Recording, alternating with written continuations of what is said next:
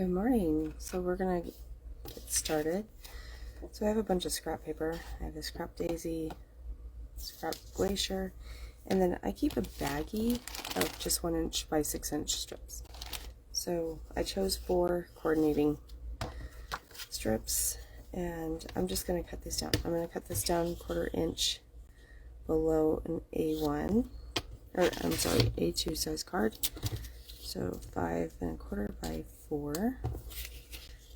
And this one is, I usually keep other strips like this 4 by 6. So these are going to be cut down 1/8 of an inch. So 1 7/8, or just 7/8, sorry, not 1 7/8.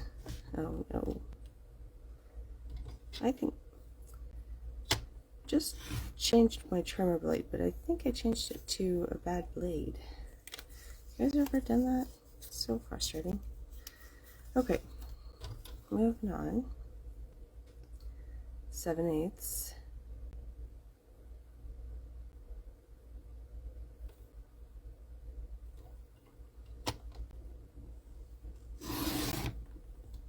Try that. That worked out better.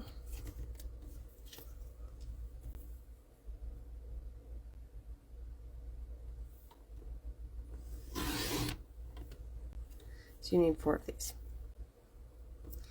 And mine just so happened to be from the same paper pack. This was one from several years ago that was in the core catalog.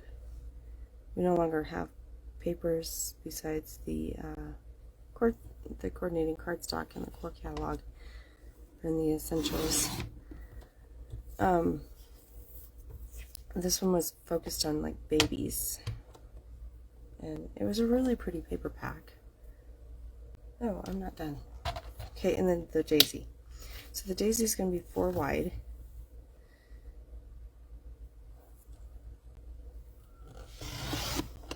And 2 3/4. And then we're going to rip it so that it has a nice jagged edge on it. I'm just ripping it approximately 1/4 inch. I'm ripping it towards me. You can rip it away from you. Just depends on which side you want up. You can flip it around.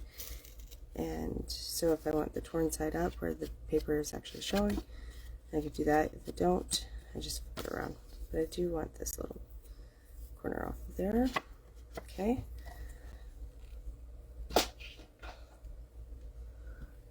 Let's get our adhesive and our card base. There's our card base.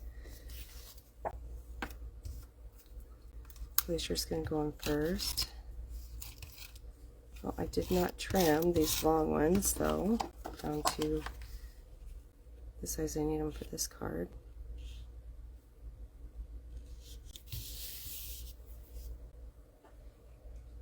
Okay, we're going to trim them down to 5 1/4. There is something wrong with my trimmer.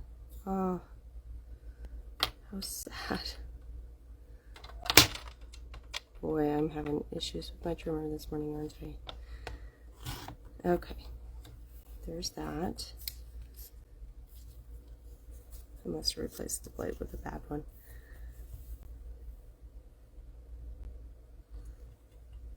Okay. So 5 1/4 on all of these. So 5 1/4 by 7/8. And you'll see why it's not like 5 inch. Doesn't really matter on the 5 inch mark. You can do 5 inches. You can actually do quite a few measurements on this, and you'll see what I mean in a minute. Okay. Okay. We are just going to make these go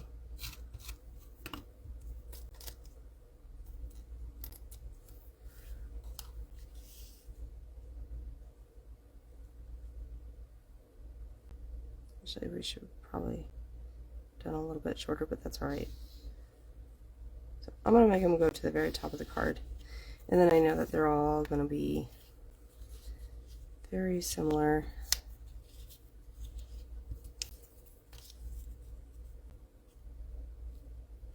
Okay, so they're going to be something like this. Actually, the 5 1/4 inch works really well because then that way you can do that. You can bring it all the way to the top. Everything is, you don't have to worry about everything being even at that point.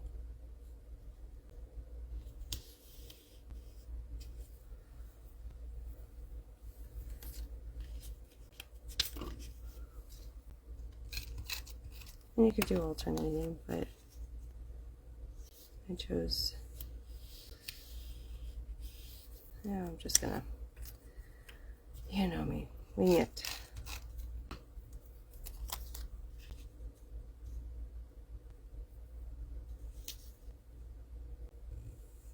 I should have probably moved it over just a little bit. That's all right. You guys can learn from my mistake.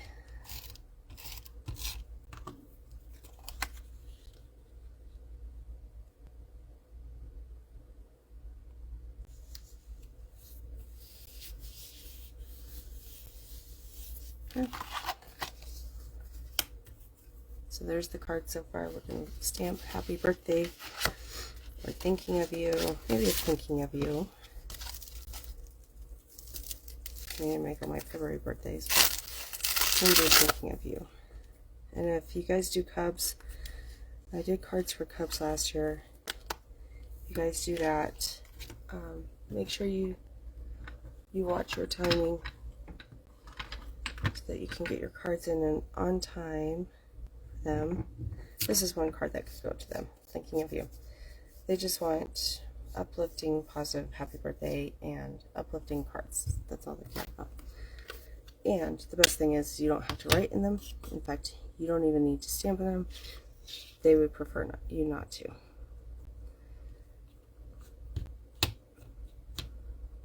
So that's one really nice thing about cards for Cubs.